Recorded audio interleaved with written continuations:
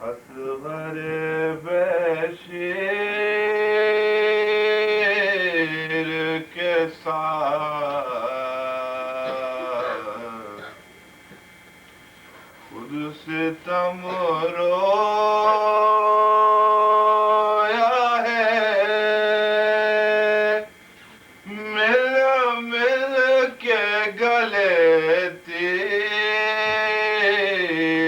کے ساتھ ہو گئی ختم جفا دوڑتے جاتے ہیں شہر اکبر دلگیر کے ساتھ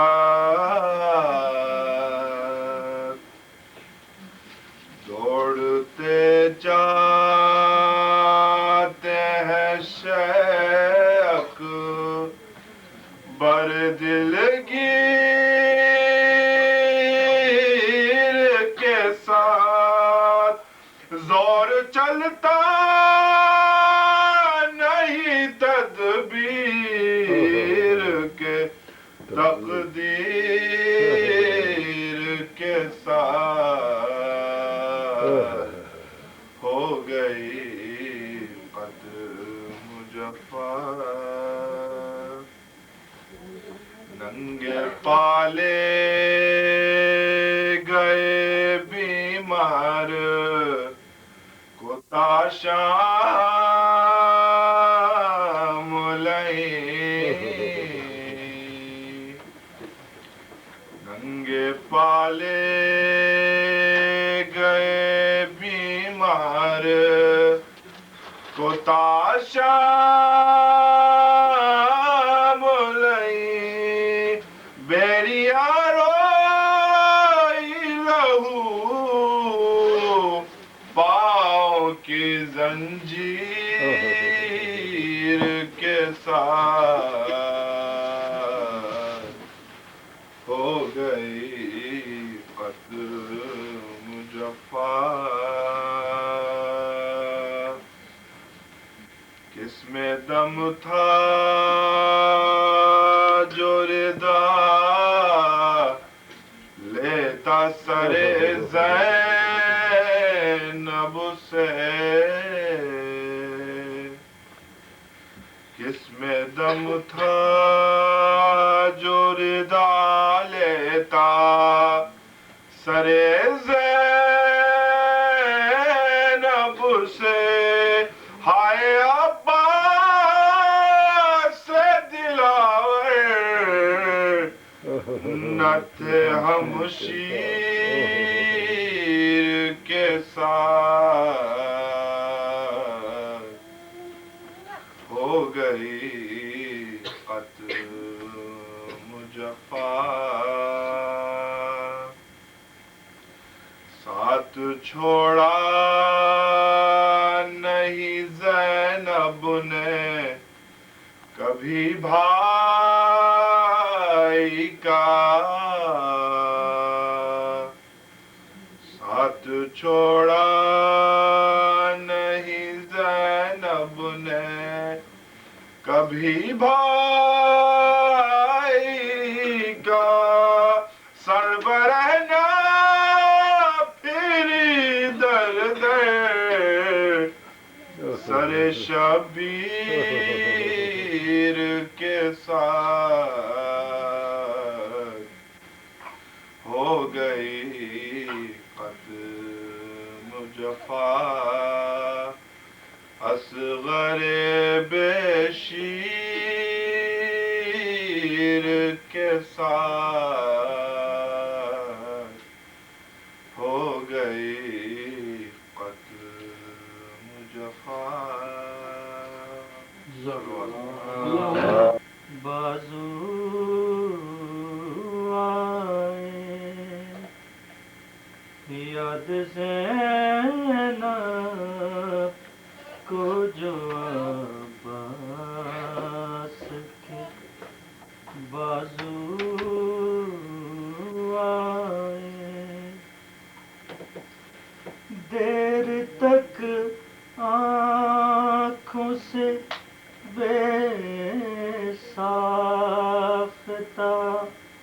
آنسو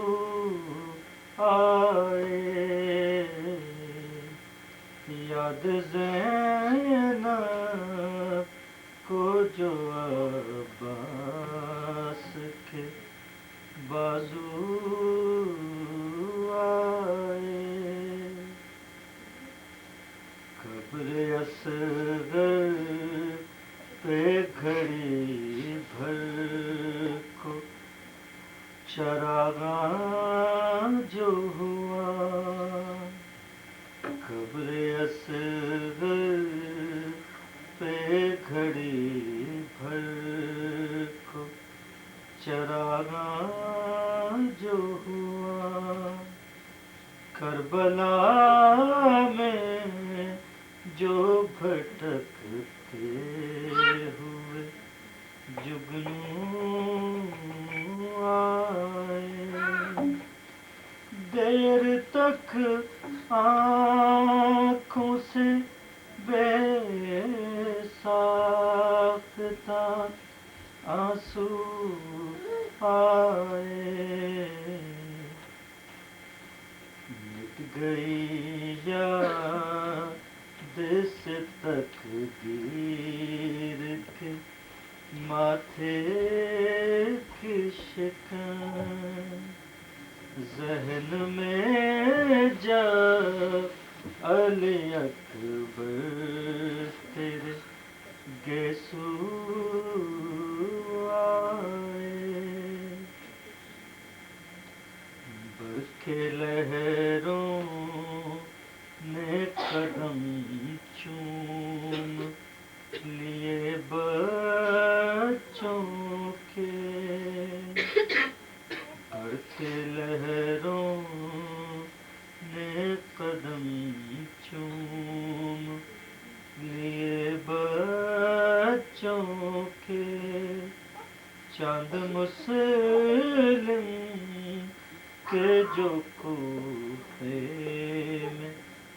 لب جو آئے ہم چھپا کر اسے رکھتے ہیں کفن میں موسم ہم چھپا کر اسے رکھتے ہیں کفن میں موسم خون شبیر کے جس خاک سے خوشبو آئے دیر تک آنکھوں سے بے ساختہ آنسو آئے یاد زینب کو جو عباس کے بازو آئے اللہ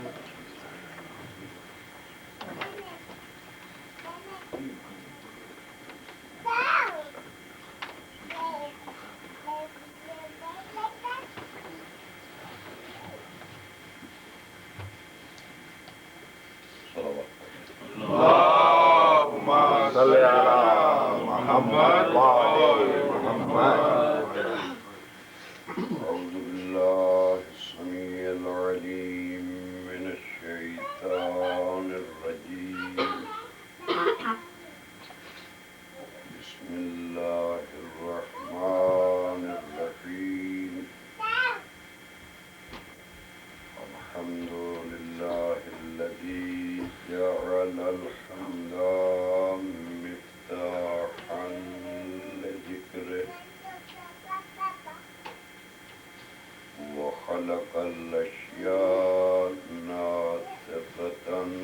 بحمده وشكره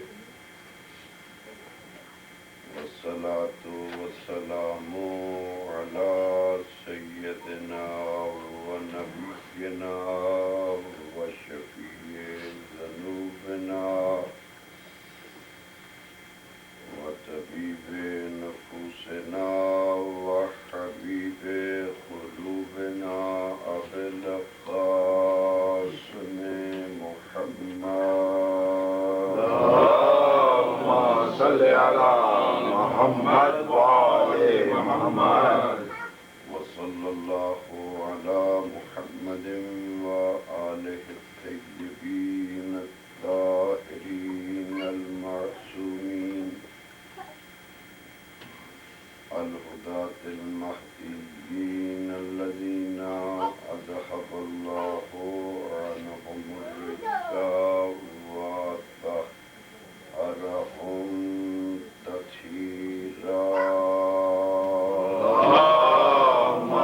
صل على محمد وآل محمد. أما بعد فقد قال الله تعالى في كلامه المجيد وفرقانه الحميد وقوله الحق. بسم الله الرحمن الرحيم. قل إن كنتم تحبون الله فاتبعوني يحببكم الله يغفر لكم ذنوبكم والله غفور رحيم. صلوات اللهم صل على محمد وآل محمد. اتباع کے حوالہ سے کل گفتگو کا سلسلہ چل رہا تھا. خدا جل جلالہ نے پیغمبر کے حوالہ سے اطاعت بھی ہم پر فرض کی ہے اور اطاعت کے ساتھ اتباع جو ہے وہ بھی فرض کی ہے. جہاں اطاعت ہے اس کے کر لینے سے خدا نے فرمایا ہے کہ میرے رسول کی اطاعت سے آپ کو فائدہ یہ ہوگا کہ اس کی اطاعت سے میری اطاعت ہو جائے گی اور اتباع رسول سے تمہیں فائدہ یہ ہے کہ اتباع رسول سے تم میرے محبوب بن جاؤ گے. اطاعت کے حوالہ سے خدا نے اطاعت رسول کو اپنی اطاعت کہا ہے، لیکن اتباع کے حوالہ سے یہ نہیں کہا کہ اس کی اتباع کر لو گے تو میری اتباع ہو جائے گی، بلکہ یہ کہا کہ تم میرے محبوب بن جاؤ گے. اطاعت کو اس لیے اپنی اطاعت کہا ہے کہ اطاعت میں حکم مضمر ہوتا ہے اور اتباع کو اس لیے اپنی اتباع نہیں کہا ہے کہ اتباع میں عمل جو ہے وہ مضمر ہوتا ہے. تو ظاہر ہے کہ عمل کرنے کے لیے ذرائع کی ضرورت ہے. کبھی وہ عمل چل کے ہوتا ہے تو چلنے کے لیے پاؤں کی ضرورت ہوتی ہے. کبھی وہ عمل کسی شے کو ٹٹولنے کے، کسی شے کو پکڑنے کے لیے، تو ظاہر ہے اس کے لیے ہاتھ کی ضرورت ہے. تو ذات خدا بندی وہ ہے کہ جو ان اعضاء سے مبرہ ہے، نہ اس کے ہاتھ ہیں، نہ اس کے پاؤں ہیں، نہ اس کے کان ہیں. یہ جتنی بھی چیزیں ہیں یہ خاصہ ہے حضرت انسان. خدا بند عالم ان سب سے مبرہ ہے. وہ دیکھتا ضرور ہے مگر وہ بغیر آنکھوں کے، بولتا ضرور ہے مگر بغیر زبان کے. تو خداوند عالم نے اس بنا پر اتباع کو اپنی اتباع نہیں کہا، اطاعت کو اپنی اطاعت کہا. البتہ یہ ضرور کہا ہے کہ اتباع کرو گے تو تم میرے محبوب بن جاؤ گے. کیوں کہ کسی کا عمل اس وقت کسی دوسرے کے مزاج میں ڈھلتا ہے جب اس کو اس سے کوئی علاقہ پیدا ہوتا ہے، اس سے کوئی تعلق پیدا ہو جاتا ہے، اور اس کے عمل کو دیکھ کر کے اس کی کوشش ہوتی ہے کہ میں وہ عمل کروں جو یہ عمل کر رہا ہے۔ تو خدا کو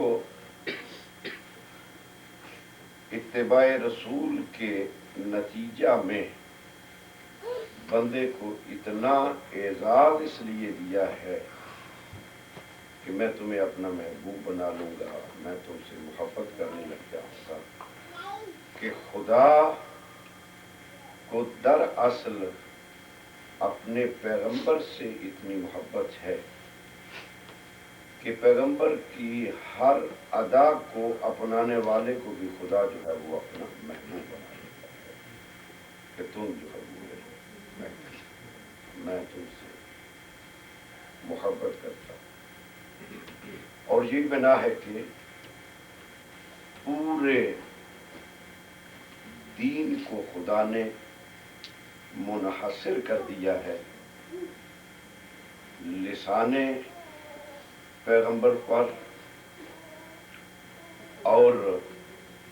وجود پیغمبر، کہ جو کچھ بھی یہ کہے وہ بھی میرا دین ہے، اور جو کچھ یہ کرے وہ بھی میرا دین۔ یہ بنا ہے کہ جہاں پر باقی انبیاء کو خدا نے متعارف کروایا ہے، خصوصاً ان انبیاء کو کہ جن کی ایک شریعت تھی، جن کی ایک کتاب تھی، جن کا ایک قانون تھا، ان کو متعارف کرواتے ہوئے خداوند عالم فرماتا ہے شرع لکم من الدین ما وصی بہ نوح، پیغمبر کو خطاب کر کے کہتا ہے کہ میں نے جو شریعتیں دی ہیں ان میں سے ابراہیم ہے، نوح ہے، موسیٰ ہے، عیسیٰ ہے، شرع لکم من الدین ما وصی بہ نوح ابراہیم و موسیٰ و عیسیٰ، میں نے ان کو شریعت دی ہے، لیکن ان کو دی اس انداز سے ہے کہ ما وصی بہ، کہ میں نے ان کو شریعت کی، دین کی، نظام کی، آئین کی ایک وصیت کر دی تھی، اور جو کچھ میں نے ان کو وصیت کی تھی اوحینا الیک، اور وہی چیز جو ہے وہ میں نے تجھے وحی کر دی۔ عرض یہ یہاں پر اصل میں کرنا یہ چاہ رہا ہوں کہ ذات پیغمبر کو خدا نے اس طرح دین کا محور اور دین کا مرکز بنایا ہے کہ اطاعت کے حوالہ سے پیغمبر کی لسان کو، پیغمبر کی زبان سے نکلے ہوئے ہر حکم کو حکم خدا کہا ہے، حکم اسلام کہا ہے، اور اتباع کے حوالہ سے پیغمبر کے ہر عمل کو خدا نے عمل اسلام کہا۔ کہ شرع لکم من الدین ما وصی بہ نوح، کہ میں نے شریعتیں دی ہیں، نوح کو دی ہے، ابراہیم کو، موسیٰ کو، عیسیٰ کو، لیکن دی کس طرح ہے؟ وصیت کے ساتھ، اور جو کچھ ان کو وصیت کے ساتھ دیا ہے اوحینا الیک، وہ میں نے تجھے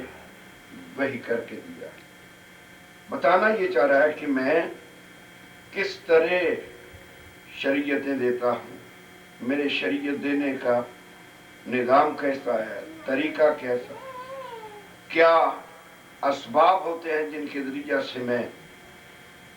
یہ نظام جو ہے یہ اپنے نمائندوں تک پہنچاتا ہوں اور نمائندے آگے بندوں تک پہنچاتے ہیں. وہ کہتے ہیں کہ میں نے باقی 4 صاحبان شریعت جو ہیں ان کو وصیت کے ساتھ اور تجھے وحی کے ذریعہ سے. اب جب ہم وحی اور وصیت کے فرق کو دیکھتے ہیں تو وہاں پر ہمیں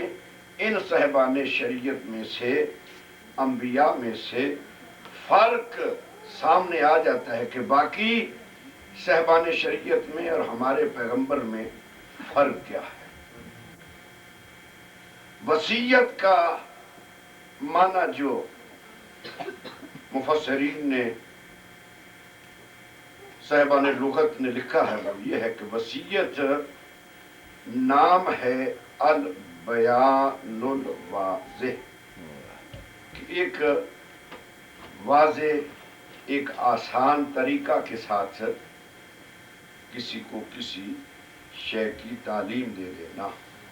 اس کو کہتے ہیں کہ البیان الواضح. یعنی وصیت کا معنی یہ ہے. عموماً ہمارے ہاں بھی جو سلسلہ وصیت ہوتا ہے اس میں طریقہ کیا ہوتا ہے کہ ایک چیز لکھ کر کے دے دی جاتی ہے. لکھ کر کیوں دی جاتی ہے؟ اس لیے لکھ کر کے دی جاتی ہے، ایک تو اگر اس پر کوئی معترض ہو تو وہ اس میں اپنی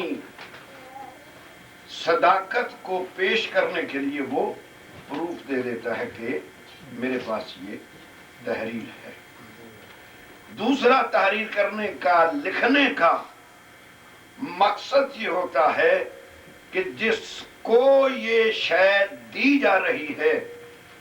کہیں یہ نہ ہو کہ یہ خود کسی وقت اس کو فراموش کر بیٹھے.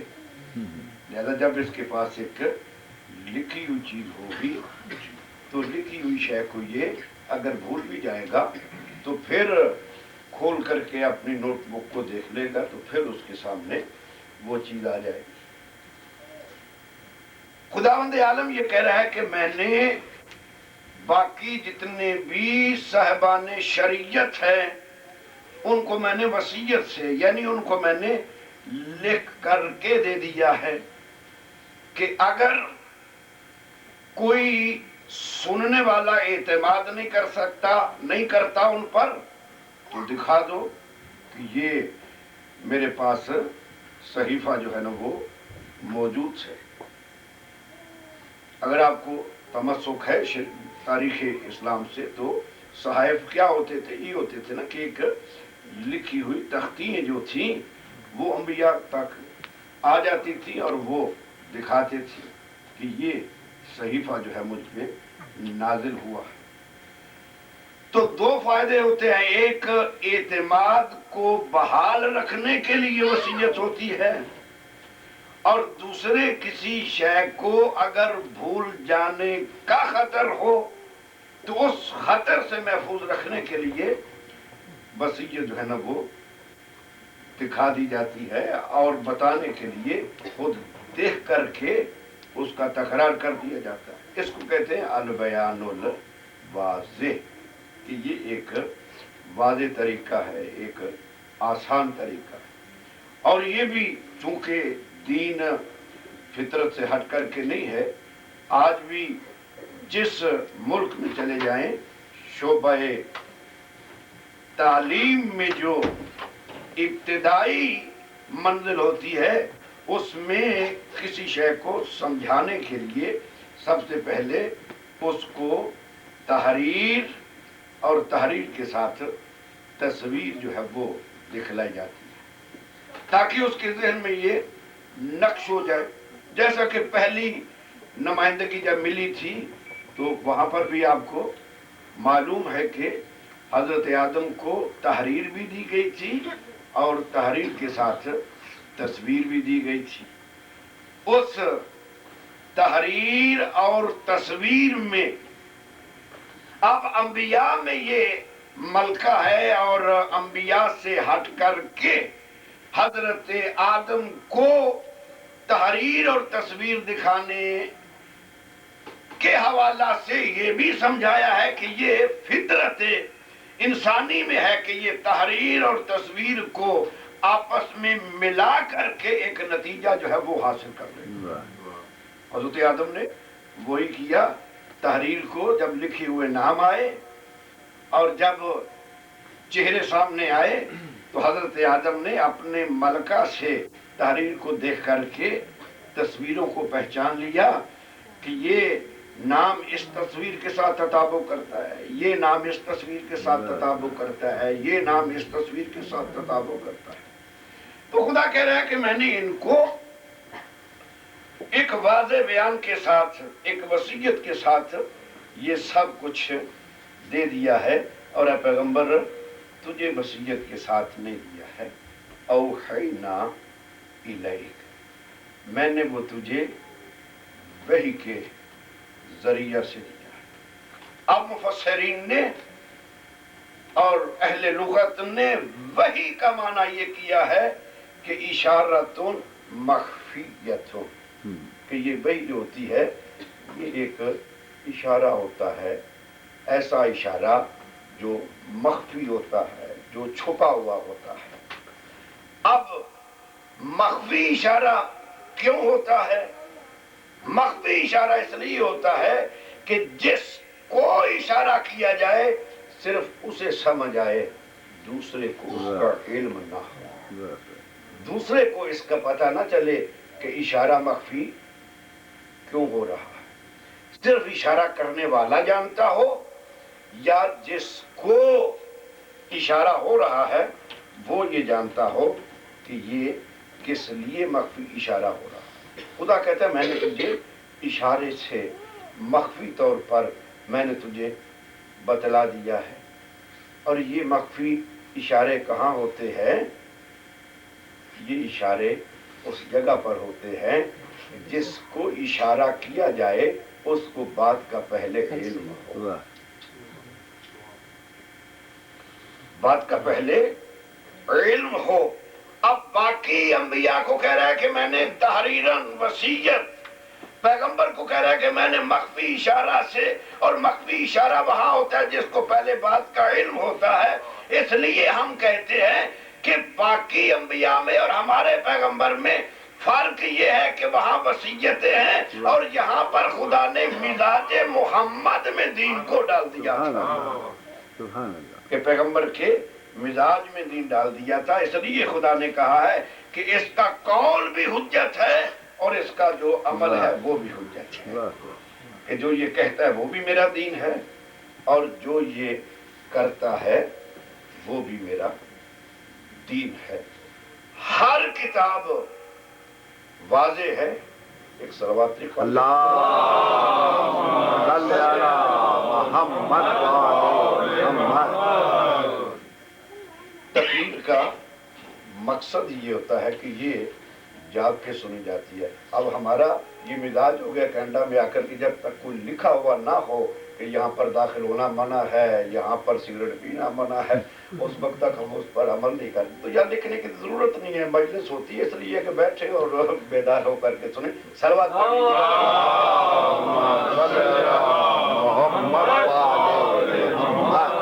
تو خدا نے مزاج پیغمبر میں پورا دین راسخ کر دیا کہ جو یہ عمل کرتا ہے وہ دین ہے, جو یہ کہتا ہے وہ دین ہے. یہی بنا ہے کہ پورے قرآن میں کسی کام کے بجا لانے کا تو حکم ہے مگر اس کی بجا آوری کا حکم نہیں. یہ ضرور ہے کہ اقیم الصلاۃ نماز پڑھو, لیکن یہ نہیں ہے کہ نماز کیسے پڑھو. یہ حکم تو ہے کہ جب استطاعت آ جائے تو حج کرو, مگر قرآن یہ نہیں بتاتا ہے کہ حج کو کس طریقہ سے ادا کرو.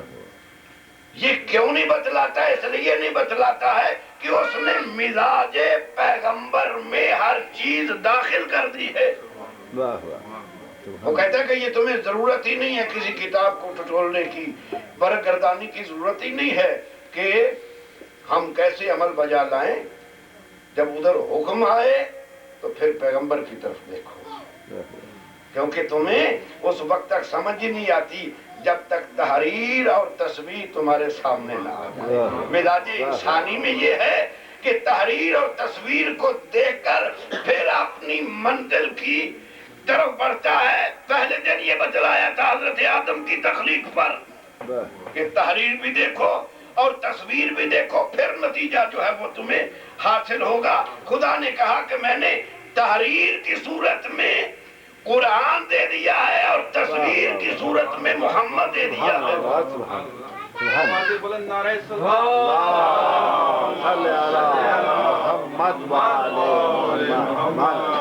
اب آپ، میں محسوس کر رہا ہوں کہ آپ کے ذہن میں جو جس طرف میں لے جانا چاہ رہا ہوں، الحمدللہ اب آپ کچھ خاموشی ٹوٹی ہے اور میرے ساتھ ہے، اور مجھے یہ یقین ہو گیا۔ آج میں اتنی جلدی جان نہیں چھوڑوں گا، میرے پاس وقت بھی ہے، میں نے وہاں جا کر کے 12 بجے مجلس پڑھنا ہے، تو اگر کچھ منٹ کی پیچھے کمی رہ گئی ہے تو وہ آ سکتی ہے، آپ کو بھرل جھیلنا پڑے گی۔ اور ایک سال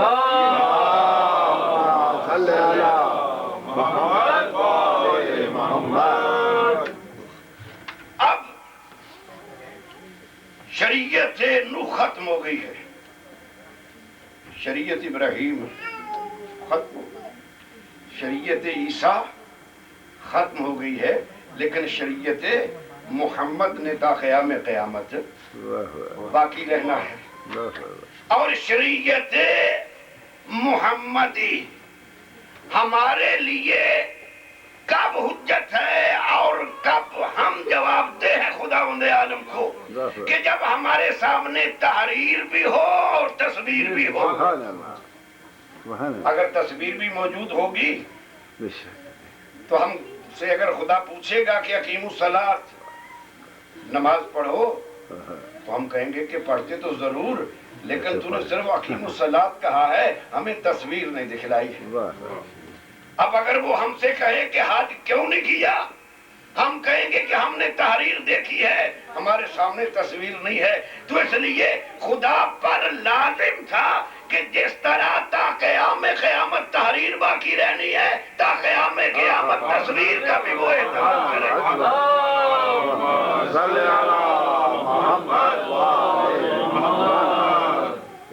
کہ جہاں جہاں تحریر ہے وہاں وہاں پر آپ تصویر بھی اپنے سامنے دیکھتے رہے۔ یہ خدا پر لازم تھا، خدا پر واجب تھا، اس لیے اس نے پیغمبر کے بعد بھی تصویر جو ہے اس کا اہتمام کیا ہے، اور تصویر بھی ایسی ہو کہ جو کام پہلی تصویر دے رہی ہے دوسری تصویر اگر اس کے بعد آئے تو وہ بھی وہی فائدہ دے، تیسری تصویر اگر بعد میں آئے تو وہ بھی وہی فائدہ دے۔ جو پہلی تصویر کا عمل ہے وہی عمل دوسری تصویر کا بھی ہو، وہی عمل تیسری تصویر کا بھی ہو۔ یہ بندوں کی نہیں، یہ خود خدا کی ذمہ داری ہے۔ بندے اپنی ذمہ داری نبھائیں یا نہ نبھائیں، لیکن خدا اپنی ذمہ داری کو نبھاتا ہے۔ جب بندوں نے تصویروں کو طلب کرنا شروع کر دیا تو ایک تصویر کو خدا نے اپنی حفاظت میں رکھ لیا کہ اس کو طلب کر کے کہیں تم دوسروں کی حجت جو ہے وہ مجھ پر قائم نہ کر دو۔ ایک تصویر میں نے پردہ غیبت میں رکھی ہوئی ہے، جب بھی مجھے ضرورت ہوگی میں اس تصویر کو تمہارے سامنے ظاہر کروں۔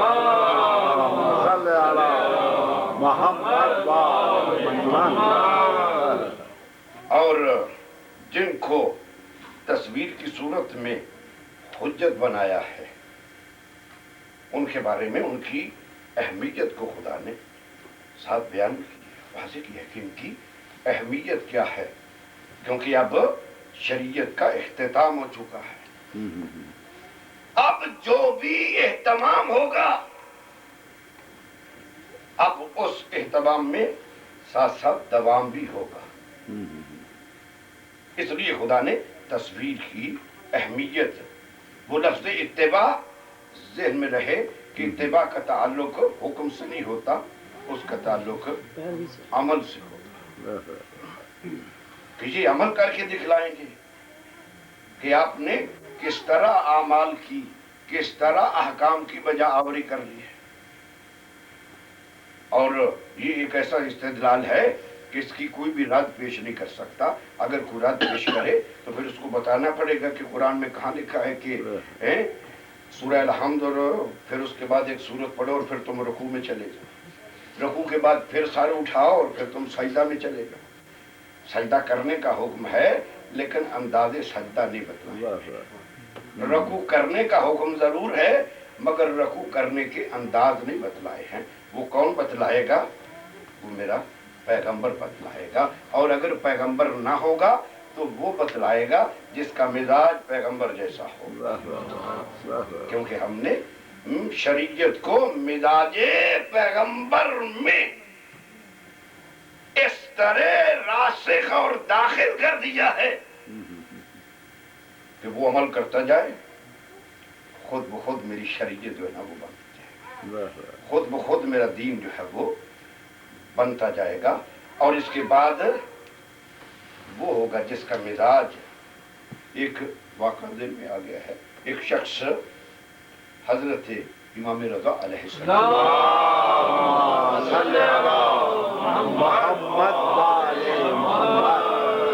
خدمت میں تعبیر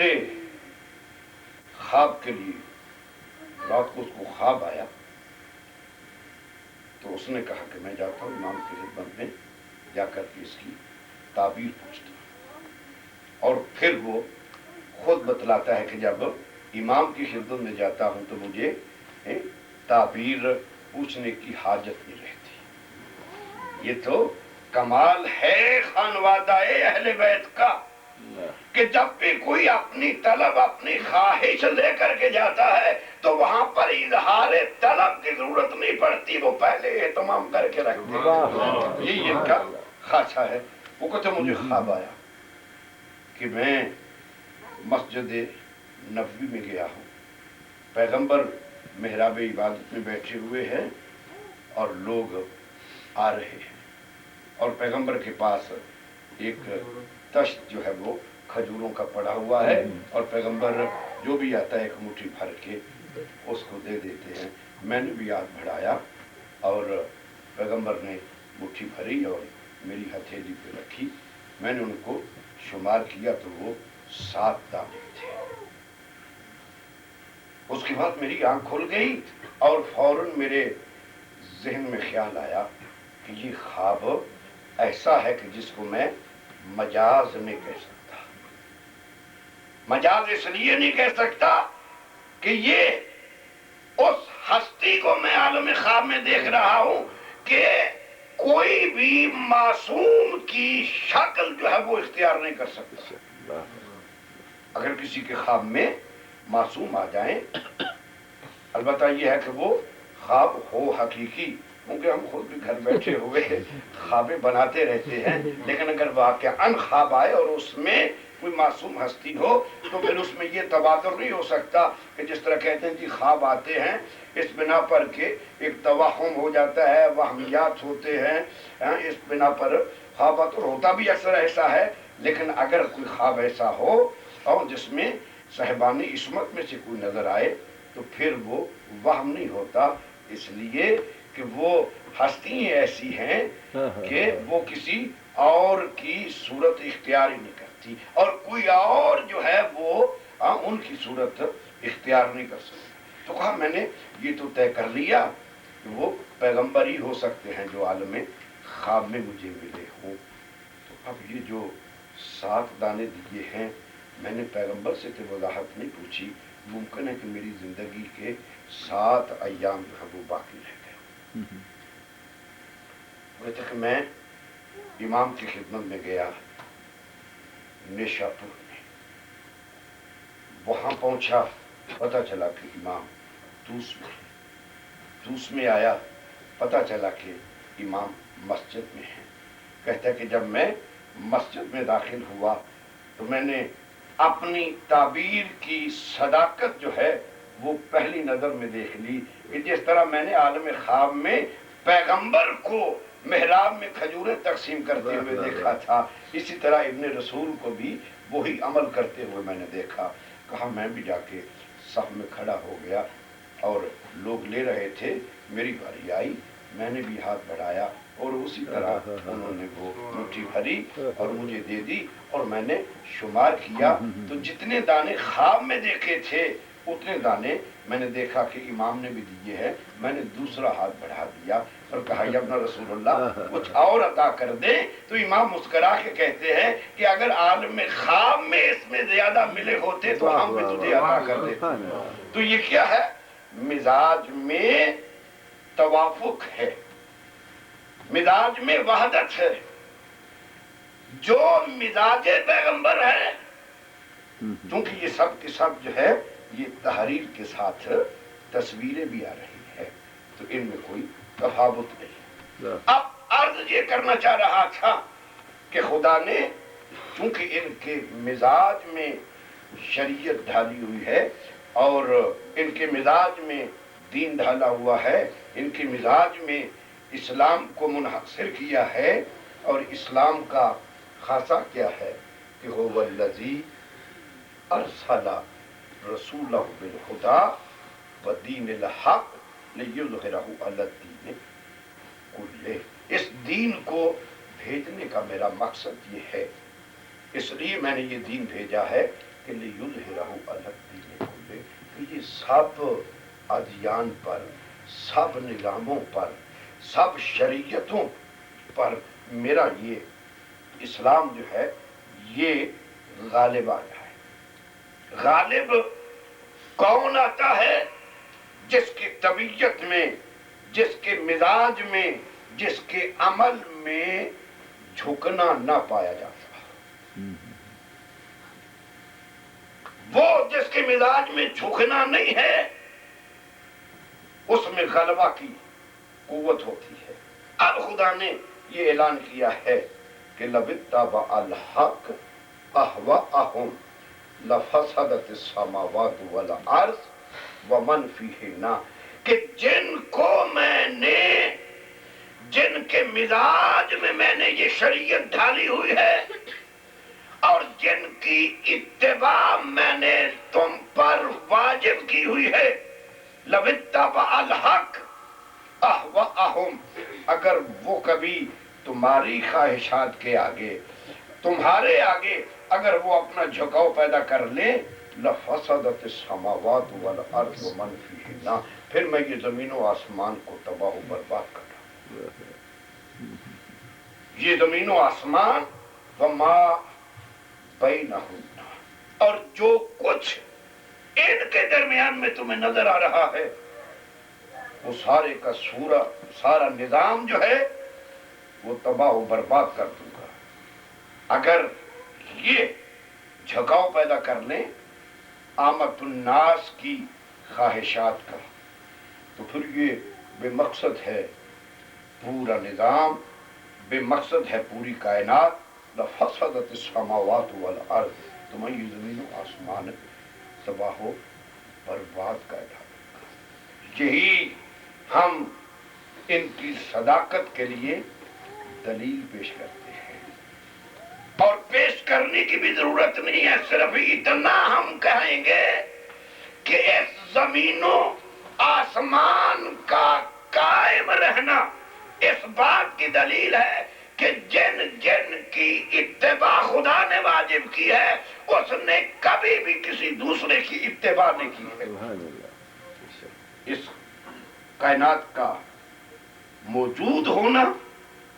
اس بات کی دلیل ہے کہ یہ، اور اتباع کا دوسرا آسان نام جو ہے وہ بیعت ہے۔ اور کربلا کا جتنا بھی معرکہ ہے اس میں پوری قوتیں، پوری توانائی جو صرف کی گئی ہے وہ صرف اس چیز پہ صرف کی گئی ہے کہ یزید چاہتا تھا کہ میری بیعت ہو جائے، میری اتباع کی جائے، میری بیعت کی جائے، اور اس کے مقابل میں، اور یہ نہیں، یہ سلسلہ آدم سے لے کر کربلا تک یہ سلسلہ چلتا رہا، ہمیشہ حق اور باطل آپس میں نابرد آزما رہے ہیں۔ باطل کی خواہش یہ رہی ہے کہ حق میرے آگے سرنگوں ہو جائے، اور یہ بنا ہے کہ ابلیس نے آدم سے مطالبہ کیا، فرعون نے موسیٰ سے مطالبہ کیا، نمرود نے ابراہیم سے مطالبہ کیا۔ ہر دور میں باطل مختلف روپ میں آ کر کے مطالبہ کرتا رہا ہے، لیکن آج اگر کائنات کے ذرہ ذرہ میں نام حسین باقی اور اس کی چاشنی اور اس کی تصویر نظر آ رہی ہے تو اس بنا پر ہے کہ حسین کچھ اس طرح کا فیصلہ کر کے گئے ہیں کہ باطل کو یہ یقین ہو گیا ہے کہ سب کچھ ہو سکتا ہے، مگر حق جو ہے وہ باطل کے آگے سرنگوں نہیں ہو سکتا، اور اس کے لیے یہ تاریخ کے اوراق موجود ہے کہ کربلا کی تاریخ سے پہلے تو ہمیں باطل کے مطالبات ملتے ہیں کہ اس نے حق کے آگے بیعت کا مطالبہ کیا ہے، مگر کربلا کی 10 محرم کے بعد پھر ہمیں یہ نہیں ملتا کہ وہ یزید جو بظاہر یہ سمجھ رہا تھا کہ میں نے حسین کو شہید کر کے فتح حاصل کر لی ہے، جتنے بھی حسین کے یارو انصار تھے سب کو میں نے قتل کر دیا ہے، اب مجھے فتح حاصل ہو گئی ہے۔ یہ فتح کے بعد چاہیے یہ تھا کہ وہ یزید کہتا سید سجاد سے کہ تم ایک لشکر حسین سے بچے ہو، آؤ اب تم میری بیعت کرو۔ باقی مظالم کی روایتیں ہمیں ملتی ہیں کہ یزید پھر بھی ظلم کرتا رہا ہے، لیکن یزید نے اپنی زبان سے پھر یہ مطالبہ نہیں دہرایا کہ آؤ سید سجاد تم میری بیعت کر لو، اب تو تمہارا رہی کچھ۔ یہ مطالبہ کیوں نہیں کیا کہ عمل حسین نے یہ بتلا دیا تھا کہ سب کچھ ہم دے سکتے ہیں لیکن کبھی بھی بیعت کسی کے آگے نہیں کر سکتے، اور اس نتیجہ کے لیے سب سے بڑی جو دلیل دی ہے حسین ابن علی نے، اور ہر باطل خاموش ہو گیا ہے اور اس نے اس مطالبہ کو واپس لے لیا ہے کہ ان سے حکومت تو لی جا سکتی ہے مگر ان سے بیعت کا ہاتھ نہیں لیا جا سکتا۔ اس کے لیے سب سے بڑی جو دلیل ہے وہ ایک باپ کے لیے اور ایک ماں کے لیے یہ ہوتا ہے کہ وہ اپنی اولاد کی قربانی دے، اور اولاد کی قربانی میں بھی فرق ہے۔ جب معرکے ہوتے ہیں تو اس میں جوان جاتے ہیں،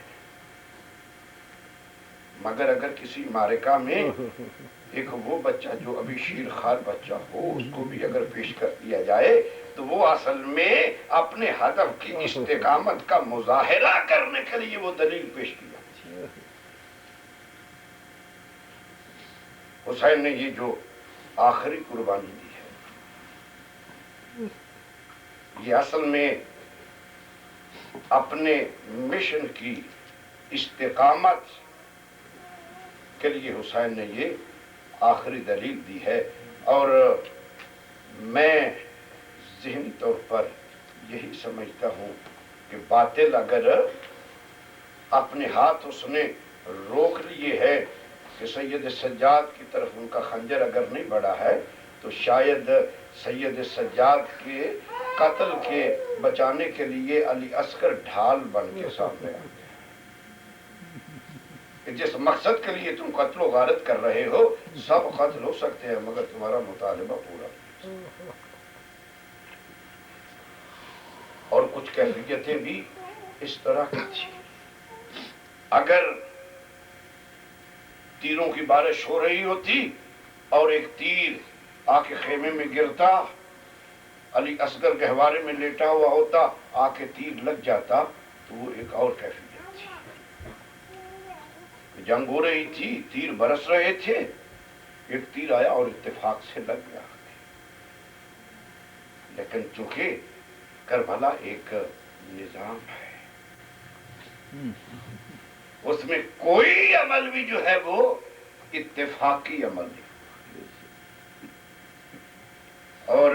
کیفیتیں یہ ہیں کہ مقتل میں لکھا ہے کہ امام نے جب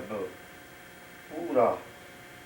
اپنا جتنا بھی سرمایہ تھا اکبر کی صورت میں، قاسم کی صورت میں، عباس کی صورت میں، حبیب و مسلم کی صورت میں، جب سب کچھ قربان کر چکے تو حسین نے اتمام حجت کے لیے 3 استغاثے بلند کہ حل من ناصر، حل من مغیث، حل من ذاب، کہ کوئی ہے جو میری مدد کے لیے آئے۔ کہتے ہیں کہ جب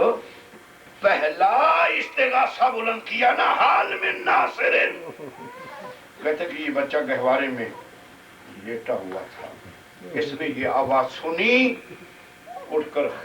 گہوارے میں بیٹھ گیا، نظر ابھی یمین و شمال، دائیں بائیں دیکھا کہ یہ آواز کہاں سے آ رہی ہے، ابھی یہ بچہ دیکھ رہا تھا، دوسرا استغاثہ بلند ہوا کہ حل من ذاب، کوئی ہے جو ان سیدانیوں کے پردے کی حفاظت کرنے میں میری مدد کرے۔ کہتے ہیں کہ علی اصغر نے کروٹ بدلی اور اپنے آپ کو گہوارے سے گرا۔ کہتے ہیں پھر تیسری مرتبہ جب حسین نے استغاثہ بلند کیا نا، خدا شاہد ہے، مقتل کی روایت ہے کہ کوہنیوں کے بل چلنے کی کوشش کر کے علی اصغر خیمے سے باہر نکل گئے۔ بیویوں نے گھیرا ڈالا، جناب زینب نے کہا فضا جاؤ حسین سے کہو کہ اس کے بعد پھر غربت کا نعرہ بلند لگا، اور اے حسین اگر تو نے دیکھنا ہے کہ تیرے اس استغاثہ میں کتنا اثر ہے تو حسین جلدی کرو خیمے میں آؤ۔ کہتے ہیں کہ فضا بلا کے لائی حسین کو خیمے میں، دیکھا کہ بیویوں کا جھرمٹ ہے اور علی اصغر بیویوں کے جھرمٹ میں خاک پہ پڑے ہوئے ہیں، زبان خشک ہے، آنکھیں کھلی ہوئی ہے، چہرہ مرجھایا ہوا ہے، اور پوچھا کہ میرے بچے کو کیا ہوا ہے۔ جناب زینب نے پوری داستان سنائی، باپ کو بیٹے کی ادا پسند آئی، اپنے ہاتھوں پہ اٹھایا اور خیمے کے باہر نکلے کہ میں جا کے قوم اشقیاء کو جا کر کے کہتا ہوں کہ دیکھو میرے اس بچے کا تو کوئی جرم نہیں ہے، اس کی ماں کا دودھ بھی خشک ہو چکا ہے، اس کی زبان بھی خشک ہو چکی ہے۔ کہتے ہیں کہ جب حسین خیمے سے لے کے نکلے نا علی اصغر کو، پیچھے سے اصغر کی ماں کی آواز آئی مولا تھوڑی دیر کے لیے رک جائیے، کہاں لے جا رہے ہیں میرے اصغر کو؟ کہا مقتل کی طرف لے جا رہا ہوں۔ کہا مولا اصغر مجھے دے دے۔ امام کہتے ہیں رباب گھبرا گئی، کہا مولا گھبرا نہیں تھی، صبح جب زینب نے اون و محمد کو سجا کے بھیجا تھا نا، ان کی پوشاک بدلی تھی، ان کو چھوٹی چھوٹی تلواریں جو تھی ان کو حمائل کی تھی، مولا اون و محمد سج رہے تھے اور میں اصغر کو دیکھ کے دل ہی دل میں کہہ رہی تھی اصغر آج تو بھی جوان ہوتا تو میں بھی زینب کی طرح سجا کے بھیجتی تجھے مقتل میں۔ مولا فروا نے قاسم کو سجایا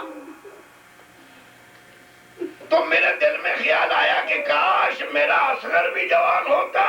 تو میں بھی قاسم کی طرح، فروا کی طرح قاسم کو سجا کے بھیجتی۔ مولا مسلم کے بچے گئے، میرے دل میں یہ حسرت ابھری کاش میرا اصغر جوان ہوتا۔ مولا مجھے کیا علم کہ میرا اصغر بھی جوان ہو گیا، مولا میری بھی حسرت ہے میں اپنے سپاہی کو سجاؤں۔ کہتے کہ حسین نے اصغر رباب کی گودی میں رکھا، جناب رباب نے اصغر کو اٹھایا، اپنے خیمے میں گئیں، جا کے اصغر کا لباس تبدیل کیا، اصغر کے خشک بالوں میں کنگھی کی۔ عزادارو کربلا کا آخری مجاہد تیار ہو رہا تھا، ماں تیار کر رہی تھی اور پہلو میں ایک 4 سالہ بہن اپنی بھائی کی تیاری دیکھ رہی۔ کہتے کہ اصغر کی پوشاک کو بدلا، جناب رباب نے دیکھا کہ سکینہ بھی کھڑی دیکھ رہی ہے، اللہ جانے رباب کو کیا خیال آیا، असगर को गोदी में उठाया और सकीना को बाजू से पकड़कर उस खेमे में दोबारा आ गई जहां पर ज़ैनब और हुसैन बैठे हुए थे। अज़ादारो असगर को उठा के हुसैन की गोदी में रख दिया और सकीना को पकड़ के जनाबे ज़ैनब की गोदी में रख दिया और कहा हुसैन असगर तेरे हवाले, और बीबी ज़ैनब से कहा सकीना तुम्हारे हवाले, और पीछे हट के हाथ बांध के कहती है खुश रहना, मैंने अमानतें वापस कर दी। अज़ादारो हुसैन अली असगर को उठा के मक्तल की तरफ बढ़े। कहते जब मक्तल में गए ना, हुसैन ने इस तरह हाथों पे उठा करके कहा कौमे अशकिया,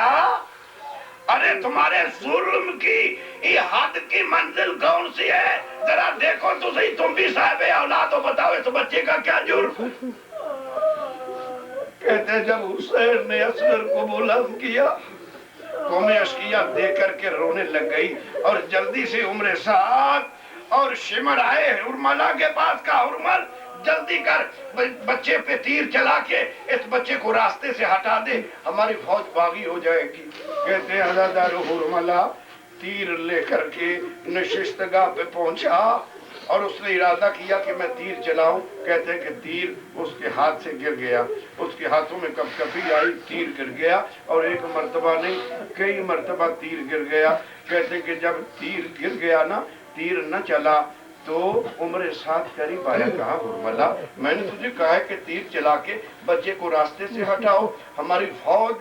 में बगावत पैदा हो जाएगी। हुरमल कहता है उम्र साथ मैं बड़ी कोशिश करता हूँ मगर मुझसे तीर चलता नहीं है। कहा तू तो बड़ा तीर अंदाज है, तुझसे तीर क्यों नहीं चलता। हुरमला कहता है कि आओ उम्र साथ शिमर मेरे पहलू में खड़े हो जाओ, जब मैं तीर चलाने का इरादा करूँ ना, तुमने बच्चे की तरफ नहीं देखना, खैमे की तरफ देखना। अज़ादारो कहते हैं कि जब हुरमला ने तीर कमान में डाला, इरादा किया, शिमरे मलाउन ने देखा कि एक बीबी है जिसके बाल खुले हुए हैं, हाथ फैला के कह दिया हुरमला अपना तीर भी देख, मेरा बेशीर भी देख। कभी खेमे से बाहर एक बच्ची निकल आती है जो कानों पे हाथ रखे हुए आवाज दे के कह रही है कि अगर दौलत की लालच में मेरे भाई पे तीर चला रहा है तो मेरे दुर ले ले, मगर मेरे भाई पे तीर न चला। अज़ादारो आखिर तीर चला और तीर चलते ही बच्चे ने एक मर्तबा करवट बदली, और करवट इसलिए बदली कि खेमे से माँ की आवाज आई असगर अब पापा की गोदी को छोड़ दे। कहते हैं कि असगर की करवट बदलने से पहले तीर आया। अलहुज़्नु मिनल हुज़्निल्लाहि, तीन फला तीर था, एक फल कान में दाखिल हुआ, दूसरे कान से निकल गले पे लगा, गला चल रही हो। रवायत में लिखा है कि अली असगर इस तरह तड़प रहा था जिस तरह मछली पानी से बाहर आती। मगर अज़ादारो हुसैन के लिए एक मुश्किल बन गई। मुश्किल इसलिए बन गई कि तीर दाखिल हुआ और हुसैन के बाजू में पैवस्त हो गया। अब हुसैन चाहते हैं कि तीर निकाले। अज़ादारो एक हाथ हुसैन ने निकाला, साहिबे मक्तल ने लिखा है कि हमने देखा कि हुसैन के बाजू से असगर लटक रहे हैं। फौरन ख्याल आया कि कहीं माँ की नजर पड़ गई तो रुबा मर जाएगी। फौरन खेमे की तरफ पुष्ट करके अज़ादारो तीर निकाला है और लेके अली असगर को खेमे की तरफ। ख्याल आया मैं जाऊंगा, अगर रुबाब न मरी तो सकीना मर जाती। कहते फिर पलट आए हुसैन, 7 मरतबा खेमे की तरफ गए, 7 मरतबा। सुबह आप आमाले अशूरा करेंगे और यही करते हैं ना, 7 मरतबा आगे बढ़ते हैं। कहते इन्ना लिल्लाहि व इन्ना। फिर पलट के आए, जब 7वीं मरतबा पलटने लगे हुसैन, खेमे से आवाज आई मेरे मौला असगर को ले आ।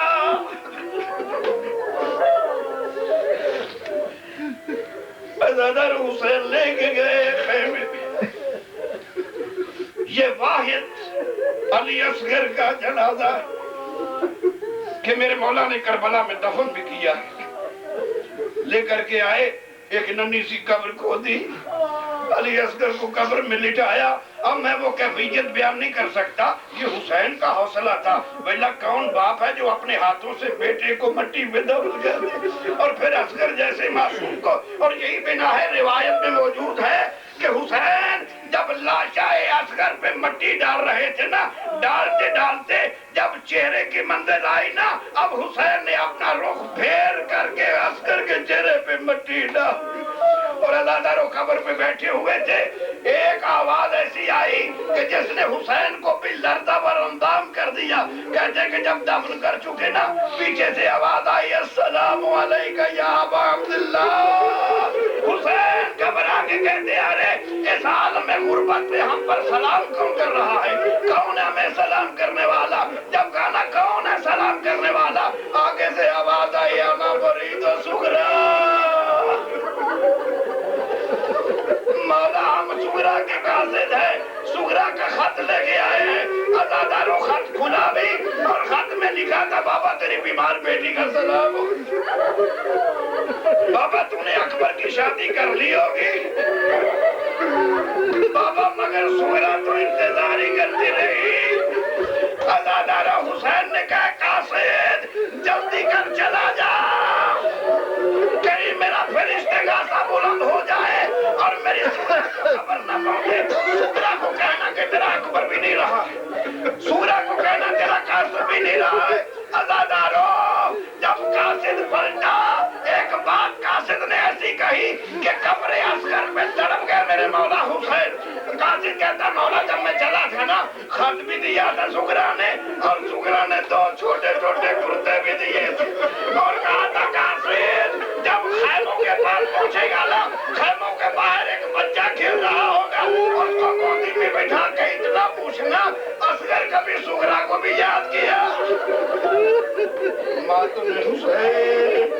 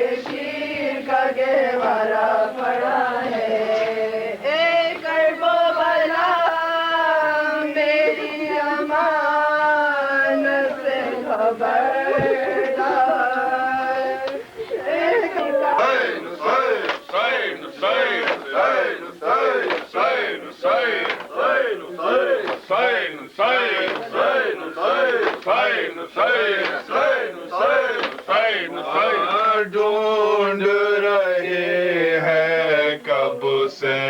اصغر, آ جاؤ آ جاؤ,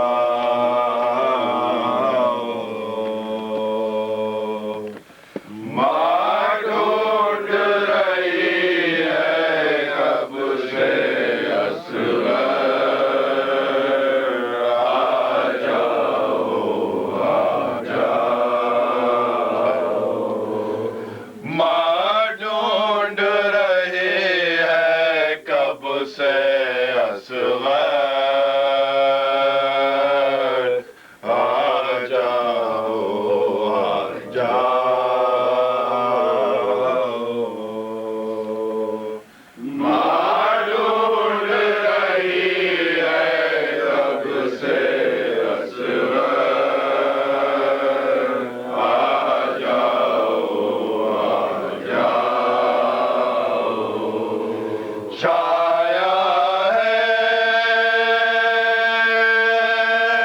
ہر سمت اندھیرا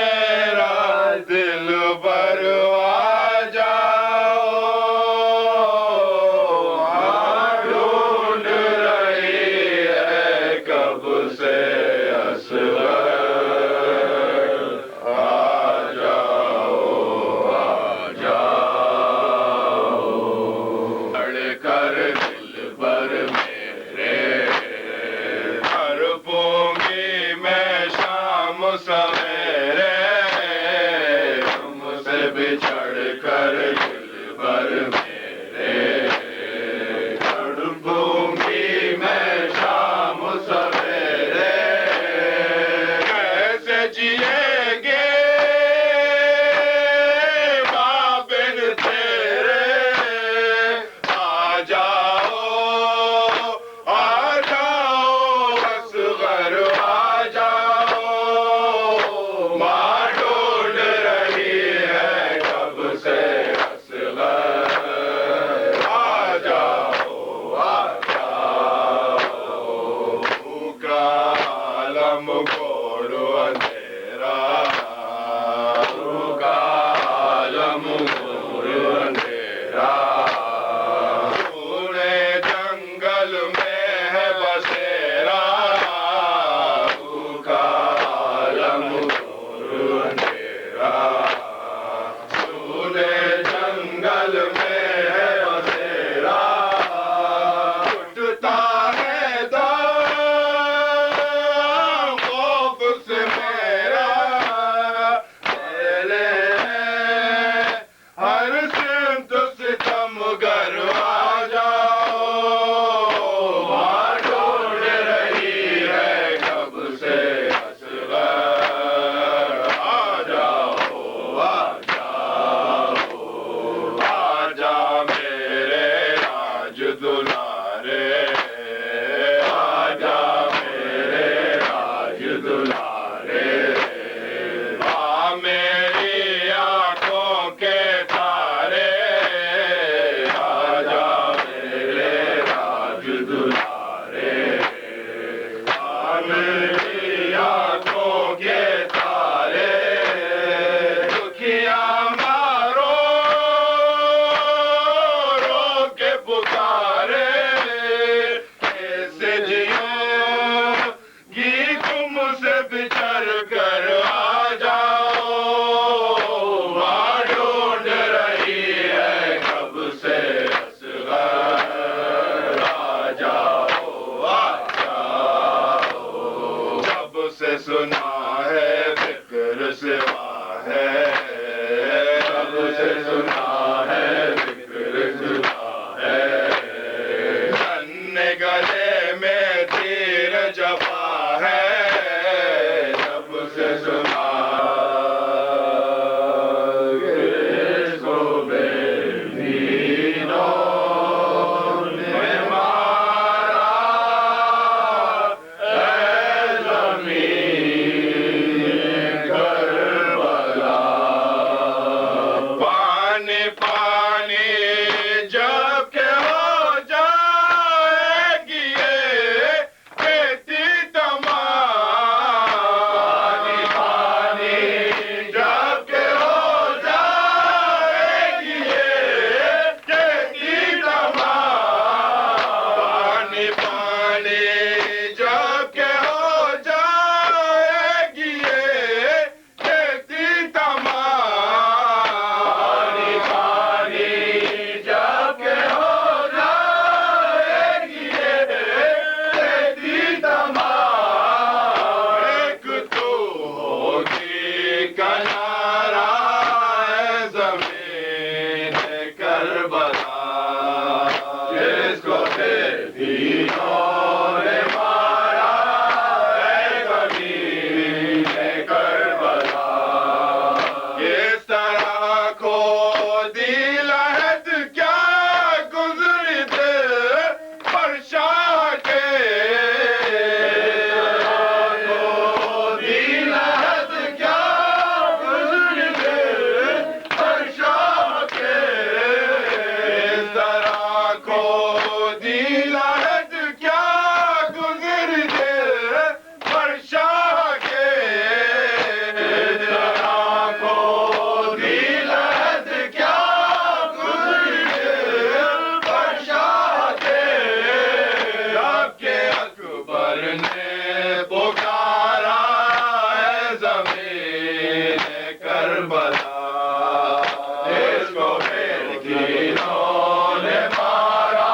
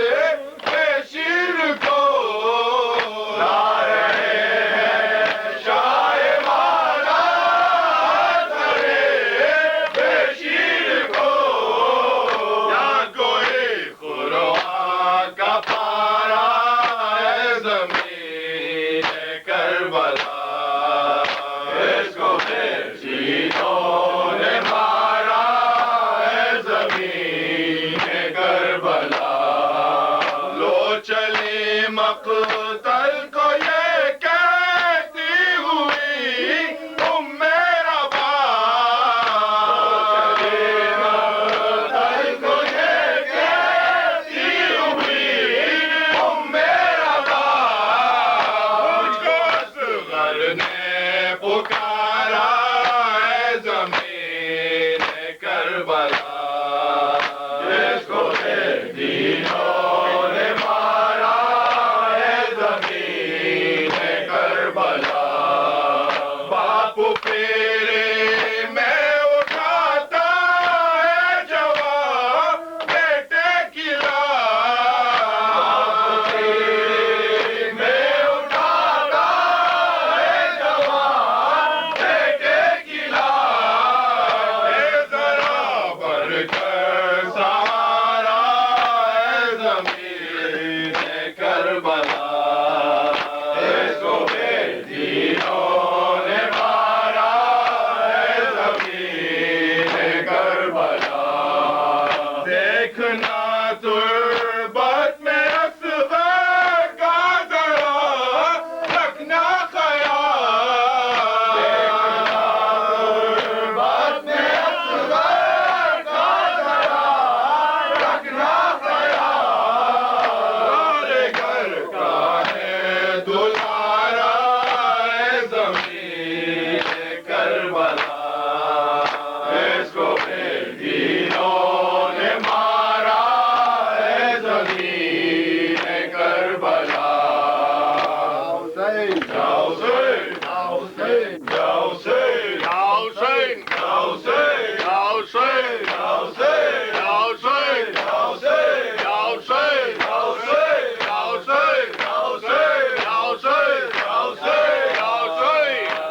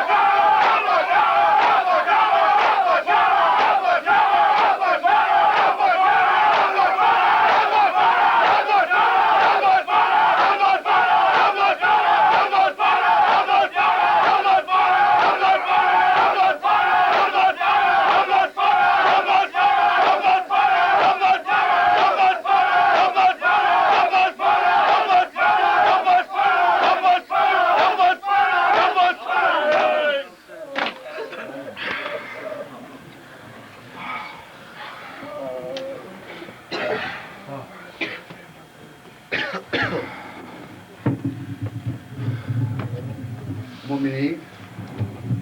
اب کل کا پروگرام سماعت فرما لیں. صبح فجر کی نماز کے بعد مجلس ہوگی, ماتم ہوگا, اس کے بعد اعمال ہیں. اس طرح سے اعمال صبح 7 دے تو پہر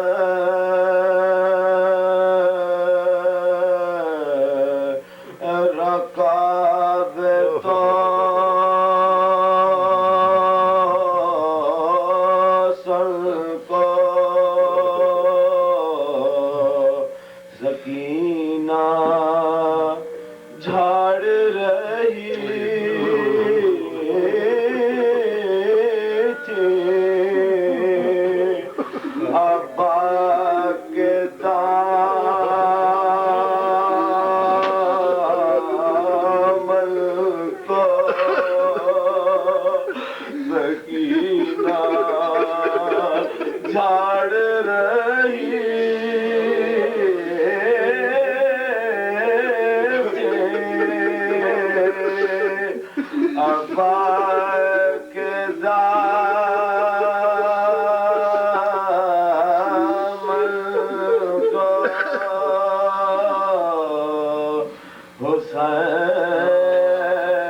حسین چپکے کھڑے تھے چکائے گئے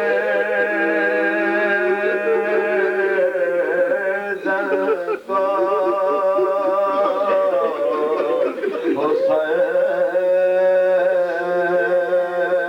حسین چپکے کھڑے تھے چھکائے گردن کو ناستا تھا کوئی شاہ کربلا کو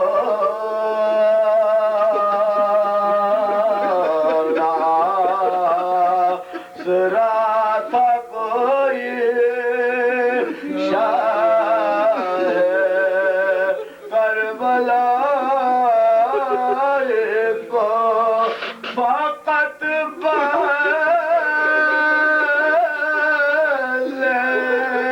کیا تھا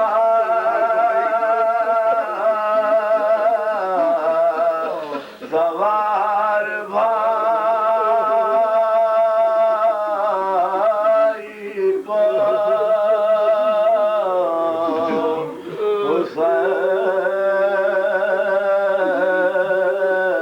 حسین جب کہ چلے جیتے رہو بیٹا تلا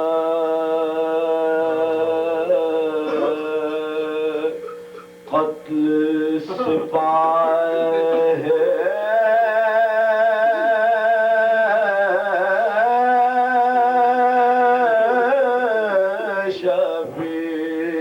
شبیر جب ہوئی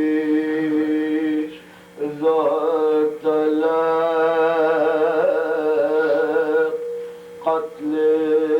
سپاہ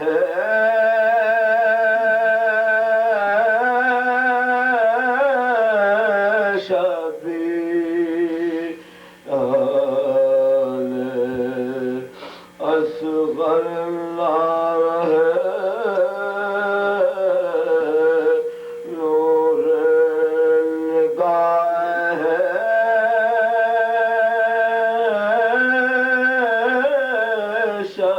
شبیر تھی فقط تو ہے علی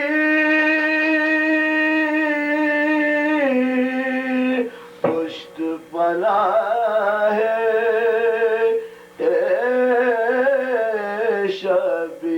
شبیر کہتے تھے شک تو رہیو گواہ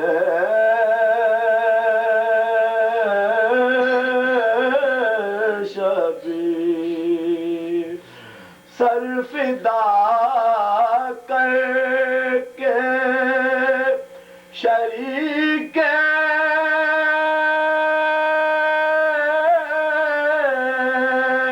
شہدا ہوتا ہوں سر فدا کر کے شریک شہدا ہوتا ہوں آج میں تیری امانت سے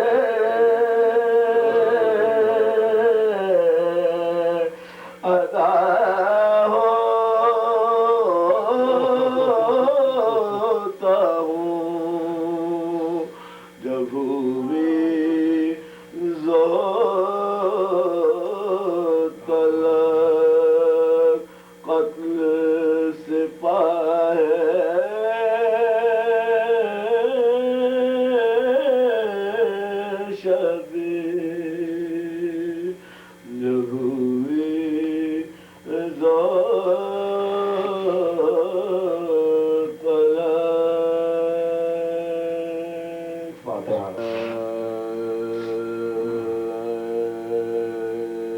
سب شے سے سب عزیزو برادر بچھڑ گئے خواہر کے لال بھائی کے دل پر بچھڑ گئے عباس ابن صافی کوثر بچھڑ گئے عمار گئے شبیہ پیامبر بچھڑ گئے مالک گئے شبیہ پیامبر بچھڑ گئے دیکھی ضعیف باپ نے لخت جگر کی لاش ٹوٹی بس ٹوٹی ہوئی کمر پہ اٹھائے پسر کی لاش ٹوٹی ہوئی کمر پہ اٹھائے پسر کی ارے اکبر کے بعد اور بھی محشر بپا ہوا صابر سے 6 مہینے کا بچہ تھا ارے بچوں پر کبھی ظلم جہاں میں رواں ہوا نازک گلے نشانی ہے تیرے جفا نازک گلا نشان ہے تیرے جفا ارے مٹی ندی کبھی کسی بیٹے کو باپ نے گاڑا زمین میں اپنے کلے کو آپ گاڑا زمین میں اپنے کلے کو آپ مٹی ندی کبھی کسی بیٹے کو باپ نے گاڑا زمین میں اپنے کلے کو آئے رباب مدر ناچار فراق اصغر کی ماں حسین کے غمخوار فراق بانو ہے غریب و دلدار فراق اے نوجوان بہتر کی ادادار فراق بحسرتا کہ تم پا یہ صدمہ گزر گیا بچی وہاں مریض یہاں شیر مر گیا ارے یہ کہہ کے آپ تن پہ جو سج کر کمر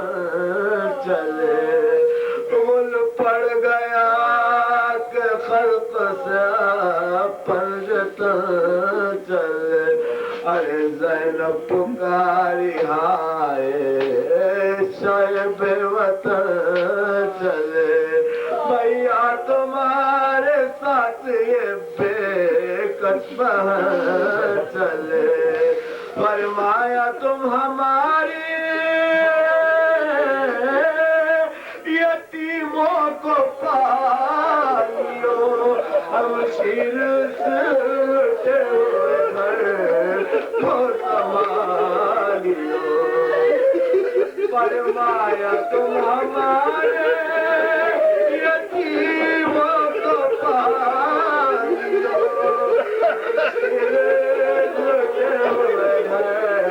کو سنبھالی ہم شیر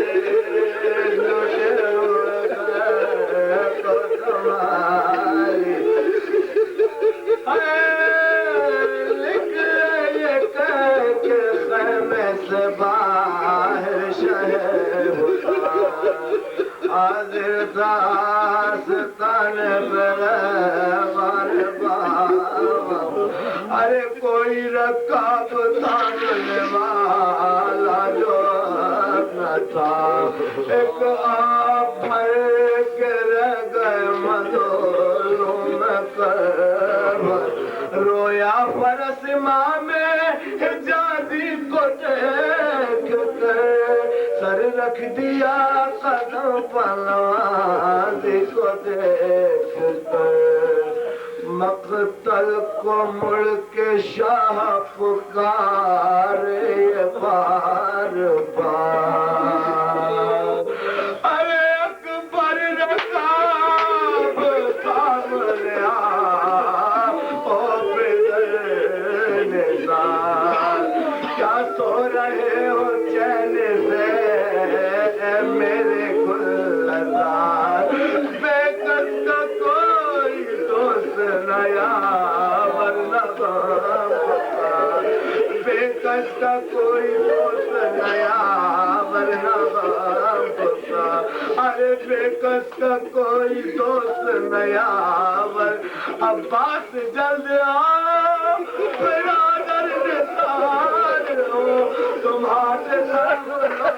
مسافر سوار ارے تمہار تھام لو تم مسافر سوار ارے عباس جلد آؤ برادر نثار ہو ارے عباس جلد آؤ برادر نثار ہو تم ہاتھ تھام لو تم مسافر سوار ہو تم ہاتھ تھام لو تو مسافر سوار اے آورو کہاں ہو ہماری مدد کو کس جاؤ اے حبیب نہ مظلوم کو رلاؤ جانے حسن چچا کی ضعیفی پر ہے مدعا ارے زینب کے لاڈلو ہمیں بار پہ بٹھاؤ ارے زینب کے لاڈلو ہمیں بار پہ بٹھاؤ ارے یہ سن کے بارگاہ میں دل کو لگا پڑی بانوں تھلا کے رہ گئی زینب کر پڑی باسرتا فلک میں قیامت یہ ڈھائی ہے تنہا ہجوم غم میں شہ کربلائی ہے بیٹا نہ بھانجے نہ بھتیجا نہ بھائی ارے بیٹا نہ بھانجے نہ بھتیجا نہ بھائی ارے بیٹا نہ بھانجے نہ بھتیجا نہ بھائی ہے زینب رکاب تھامنے مقتل میں آئی ہے زینب رکاب تھامنے مقتل میں آئی ہے آئی کی شان دیکھ کے خار نے رو دیا خار کی بے کسی بابرا در نے رو دیا خار کی بے کسی بابرا در نے رو دیا جب شہد صاحب برادر بچھڑ